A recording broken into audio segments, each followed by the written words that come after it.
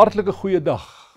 Dis 'n voorreg om met jou hierdie reeks te doen oor Simon die Fariseer en daardie vrou met haar sondige verlede wat ongenooid by sy huis gekom het toe Jesus daar was. Ons lees in Lukas 7 vers 40 en 41 hierdie woorde. Maar Jesus spreek hom aan en sê: Simon, ek het iets om vir jou te sê. Meneer, sê dit maar, antwoord hy. Jesus sê toe: 2 mense was in die skuld by 'n geldskieter. Die een het R500 geskuld en die ander een 50. Nou ek wil met jou oomblik praat oor die tema die waarheid in liefde. Daar is geen manier hoe ons dit wat in ons hart broei vir God kan wegsteek nie. Jesus het geweet wat Simon vir homself gesê het. En dan spreek hy hom direk aan. Op 'n vriendelike en bedagsame, maar tog eerlike en reguit manier vermaan hy die Fariseer, sommer daar in sy eie huis, om reguit te wees sonder om onbeskof te wees, om eerlik te wees sonder om liefdeloos voor te kom.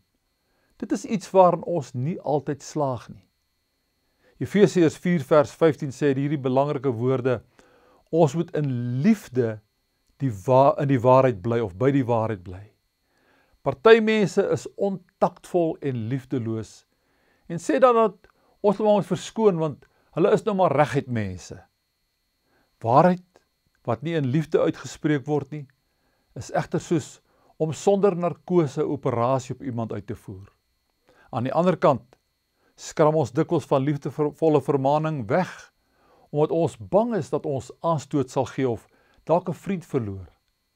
Ja, daar is tye om stil te bly, maar daar is ook tye om te praat. Om dan stil te bly, help niemand nie.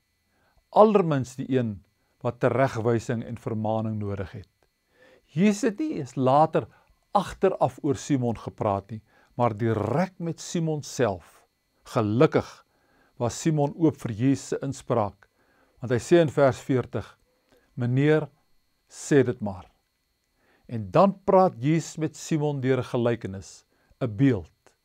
En met hierdie gelykenis wys hy vir Simon dat hy hierdie vrou nie net ken nie, maar ook vir hom wat Simon is. Volgende keer praat ons verder daaroor. Kom ons vra net die Here om vir ons te help, om altyd die waarheid in liefde te betrag. Here, laat ook die waarheid wat ek praat, altyd in liefde verpak wees. Ek vra dit in Jesus se naam. Amen. Tot volgende keer. Seënwense.